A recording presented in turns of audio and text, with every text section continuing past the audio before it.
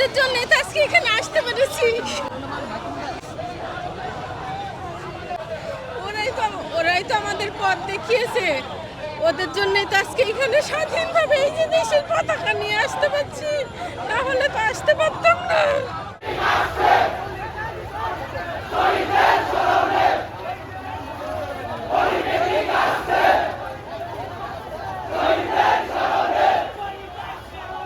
মুগ্ধদের রক্ত কেন?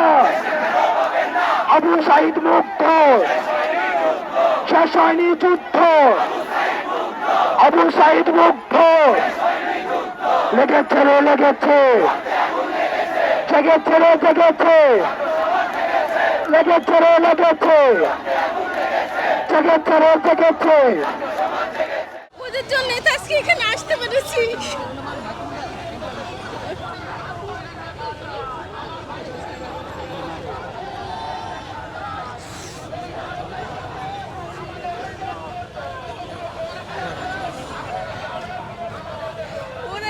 ওরাই তো আমাদের পথ দেখিয়েছে।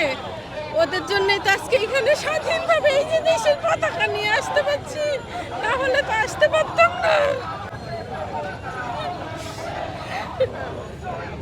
কিছু বলার নেই, দোয়া করা ছাড়া আর কিছু বলার নেই ওদের জন্য। এই যে এতদিনের যে এই কষ্ট, এত মৃত্যু, এত মারামারি, এত কিছু হলো, এটার একটা উদযাপন আমরা বলতে পারি, বা তাদেরকে স্মরণ করা, 1 মাস আগে আমাদের কি ঘটে গেছিল সেটাকেই স্মরণ করার জন্য আসলে আজকে এখানে আসা। আজকে বিজয়ের 1 মাস পূর্ণ হলো, এই জন্য আসছি আমরা শহীদদের স্মরণে। আমরা চাই জনগণ যেভাবে ভালো থাকে, দেশের মানুষ যেভাবে ভালো থাকে, এইভাবেই যেন সরকার, এখন অন্তর্বর্তীকালীন সরকারের কাছে এই একটাই চাওয়া, যেন এই সুন্দর দেশটাকে আরো সুন্দর করতে পারে। বিগত যেই সরকার ছিল তারা তো দেখতেই পাচ্ছেন যে কি করছে, কত কোটি, 36 লাখ কোটি টাকা তারা বিদেশে পাচার করে চলে গেছে। তো এইগুলা এইগুলা যেন এখন আর না হয়। যেই সরকারি আসুক না কেন নতুন, অন্তর্বর্তীকালীন সরকারের পর যেই সরকারি আসুক, তারা যেন আগের সরকারের মতো এমন খারাপ না হয়, ভালো হয়, এইটাই একটা চাওয়া। দেশের শিক্ষা ব্যবস্থা উন্নত হোক, এইটাও চাই। এখন যেই শিক্ষা ব্যবস্থাটা আছে, আগে যেটা ছিল 6 থেকে 10 পর্যন্ত, এটা তো কোনো শিক্ষা ব্যবস্থা না। আমরা যেই পড়াশোনা করছি এখন তো ওই পড়াশোনা নাই। এখন দেখা যায় যে আগের দিন রাত্রে প্রশ্ন দিয়ে দেয়, তারপরের বেলা দিনের বেলা হচ্ছে ওইটাই পরীক্ষা নেয়। এটা কি কোনো পরীক্ষা হইলো? আমরা তো এমন পরীক্ষা দেই নাই। আমরা চাই শিক্ষা ব্যবস্থার উন্নতি।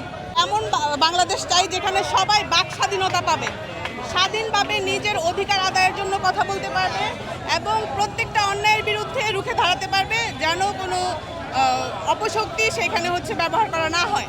প্রত্যেকটা মানুষ তার জায়গায় থেকে অপরাধের বিরুদ্ধে দাঁড়াবে এবং সেইখানে কোনো স্বৈরাচার, কোনো অপরাজনীতি ঠাঁই হবে না। এটাই আমাদের ছাত্রছাত্রী এবং জনতার কাম্য। ভবিষ্যতে যেন ছাত্রদের এই আন্দোলন থেকে এটাই শেখা হয় যে কোনো সরকারই যেন ভবিষ্যতে এই ধরনের চিন্তাভাবনা না রাখে যে আমরা আবার অপরাজনীতি শুরু করব, কারণ তাহলে পরবর্তীতে আবার এরকম অনেক ছাত্ররা মাঠে নামবে স্বৈরাচারের পতনের জন্য। বর্তমানে আমরা যেটা জানি, অতীতে গত 17 বছর যাবৎ আওয়ামী লীগ সরকারই ছিল এবং তারা ধাপে ধাপে জনগণের মুখে এমনভাবে বন্দি করে রেখেছে তারা তো অন্যায়ের বিরুদ্ধে কথা বলবে দূরের কথা, তারা নিজের সামান্য স্বাধীনতাটাও পায় নাই, বাক স্বাধীনতাটাও পায়নি।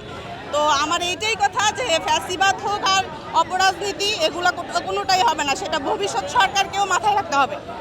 শুধু আওয়ামী লীগ না, ভবিষ্যতে যেই সরকারি আসুক না কেন, সে এটা সবসময় মাথায় রাখবে যেন ছাত্ররা এবং জনতা কখনোই আর অন্যায়কে মেনে নিবে না এবং ছাত্র সমাজ সবসময় এটা তদারকিতে থাকবে ইনশাল্লাহ। দেশ সংস্কার চলতেছে, আমরা চাই যে এই সংস্কারটা অব্যাহত থাকুক এবং মোটামুটি একটা ভালো পর্যায়ে যখন আসবে, আমাদের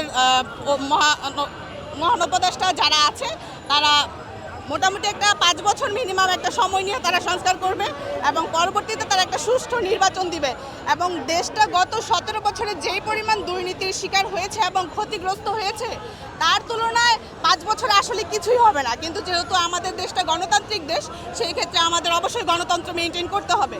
তো আমার মনে হয় মিনিমাম 5 বছর একটা দেশকে সবাই একতার সাথে নিরপেক্ষভাবে সংস্কার করলে মোটামুটি একটা রুলসের মধ্যে চলে আসবে। তখন অনেক সংবিধান চেঞ্জ করতে পারবে, যেহেতু সংবিধানে অনেক নড়চড় আছে।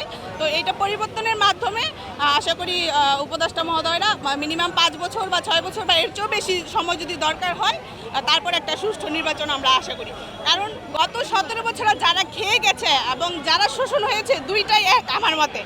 ওই বলে না যে দুই সাপের একই বিষ, তো ওই রকমই কিছুটা। তো আমরা বলি কি যে আগে আমাদের দেশটা সংস্কার হোক, যেহেতু আমাদের উপদেষ্টার মধ্যে দুজন আমাদের ছাত্র ভাই আছে, তারা বলেছে যে তারা হচ্ছে সংসদে গেছে মূলত জনগণদের দাবি দেওয়া নিয়ে, তো অবশ্যই তারা আমাদের দিকটাই দেখবে। সাধারণ জনগণের বাক স্বাধীনতাটাই সবাই রাখে।